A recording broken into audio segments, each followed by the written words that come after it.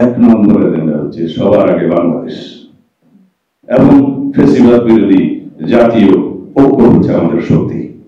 এবং এইখানে যে আমরা জাতীয় ঐক্যমত্য সৃষ্টির বিভিন্ন বিষয়ে একমত হতে পারলে সেটা হবে আমাদের ফলাফল। এবং এইখানে যে আমরা সবাই একই বিষয়ে ঐক্যমত হতে পারবো সত্য, সেটাও ঠিক নয়। বাট আমরা তো আছি, আমরা একটা ডেমোক্রেটিক চর্চার মধ্যে দিয়ে আছি, রাখতে হবে। এবং আমরা দ্বিমত পোষণ করার জন্য গণতন্ত্র চেয়েছি, আমরা বহুমত প্রকাশ করার জন্য এই সংগ্রামটা করেছি। কালকে একটা ঐতিহাসিক ঘটনা বাংলাদেশের জাতীয় জীবনে হয়েছে, সেই জন্য যাদের ভূমিকা গুরুত্বপূর্ণ তাদেরকে আমি আগেই কংগ্রেচুলেশন জানিয়েছি, স্বাগতম জানিয়েছি।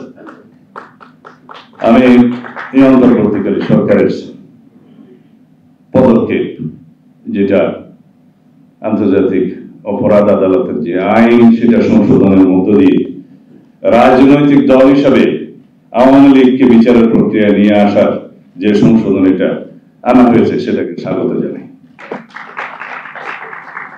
এই দাবি ফেব্রুয়ারির 5 তারিখে দলের পক্ষ থেকে আমি বক্তব্য দিয়ে সরাসরি উত্থাপন করেছিলাম। তার আগে এবং পরে অনেক জায়গায় আমরা দলীয়ভাবে এই দাবি উত্থাপন করেছি, বাংলাদেশের জনগণ চেয়েছে।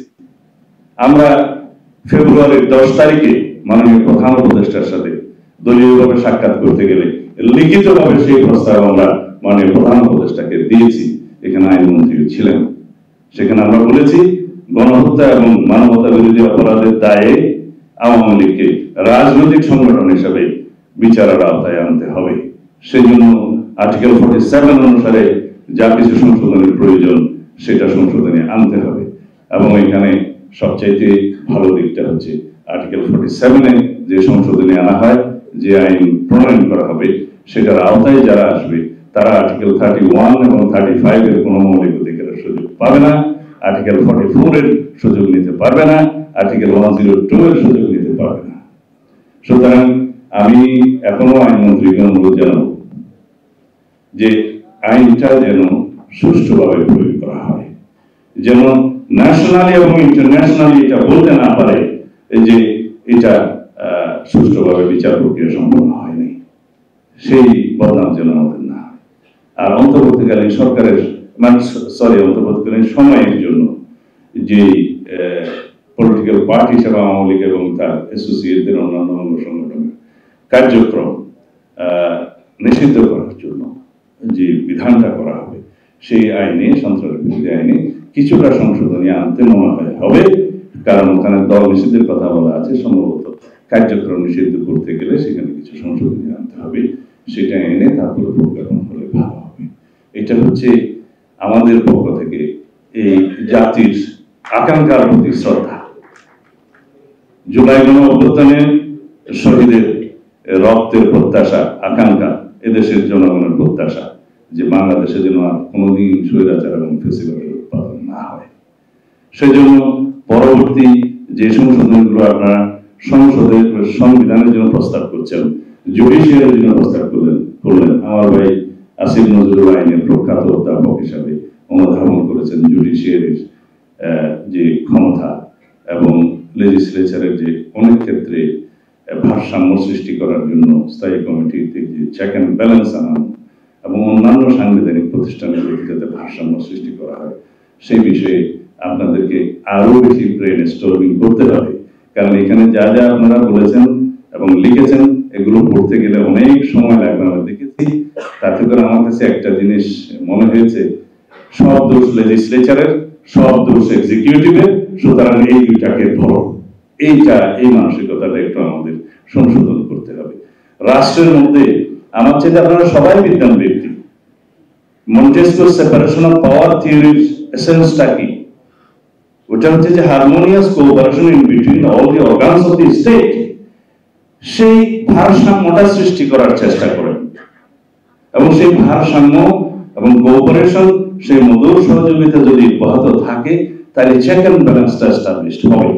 আগের মতো এক্সিকিউটিভকে ফুয়ার বানানো যাবে না, সেটা মানি, কিন্তু জুডিশিয়ারিকে যেভাবে আমরা অ্যাকাউন্টেবিলিটি ছাড়া ছেড়ে দিচ্ছি, সামনের অভ্যুত্থানটা তো সে জুডিশিয়ারির বিরুদ্ধে হবে। এখনো পর্যন্ত জুডিশিয়ারিতে কারা বসে আছে, তাদেরকে বহাল রেখে 30-32 জন ফেস্টিভ্যালের দূষণ আমরা ইন্ডিপেন্ডেন্স অফ জুডিশিয়ারি এনশিওর কিভাবে করব? তখন করা হবে সেই জাজেসদের ইন্ডিপেন্ডেন্স এনশিওর করা হবে, যাদের মধ্য দিয়ে ফেস্টিভ্যাল তারা আইনটা দীর্ঘায়িত করেছে। লোয়ার জুডিশিয়ারির ক্ষেত্রে বলেন, আমরা সব প্রশাসন এবং পুলিশ ক্যাডার সহ বিভিন্ন ব্যুরোক্রেসিতে অনেকের চাকরি যেতে দেখেছি, অনেকের রিটায়ারমেন্টে গেছে, অনেকের ভিতরে অ্যাকশনস হয়েছে, but no one from the lower judiciary. শুধুমাত্র 2000-এর বেশি সাজা দেওয়া হয়েছে রাতের পর পুলিশে এই ঢাকা।